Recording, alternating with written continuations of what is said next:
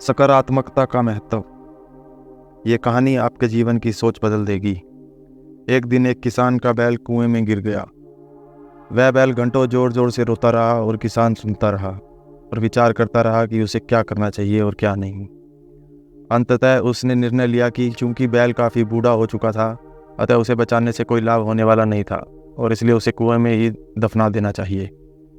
किसान ने अपने सभी पड़ोसियों को मदद के लिए बुलाया। सभी ने एक एक फावड़ा पकड़ा और कुएं में मिट्टी डालनी शुरू कर दी।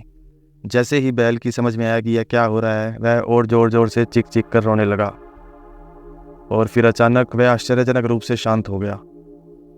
सब लोग चुपचाप कुएं में मिट्टी डालते रहे। तभी किसान ने कुएं में झांका तो वह आश्चर्य से सन्न रह गया।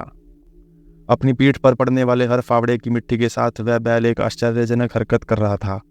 वह हिल हिल कर उस मिट्टी को नीचे गिरा देता था और फिर एक कदम बढ़ाकर उस पर चढ़ जाता था। जैसे जैसे किसान तथा उसके पड़ोसी उस पर फावड़े से मिट्टी गिराते, वैसे वैसे वह हिल हिल कर उस मिट्टी को गिरा देता और एक सीढ़ी ऊपर चढ़ जाता। जल्दी ही सबको आश्चर्यचकित करते हुए वह बैल कुएं के किनारे पर पहुंच गया और फिर कूदकर बाहर आ गया।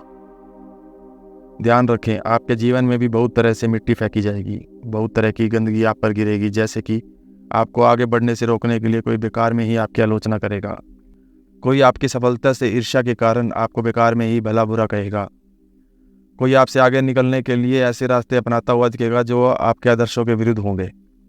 ऐसे में आपको हतोत्साहित होकर कुएं में ही नहीं पड़े रहना है, बल्कि साहस के साथ हर तरह की गंदगी को गिरा देना है और उससे सीख लेकर उसे सीढ़ी बनाकर बिना अपने आदर्शों का त्याग किए अपने कदमों को आगे बढ़ाते जाना है।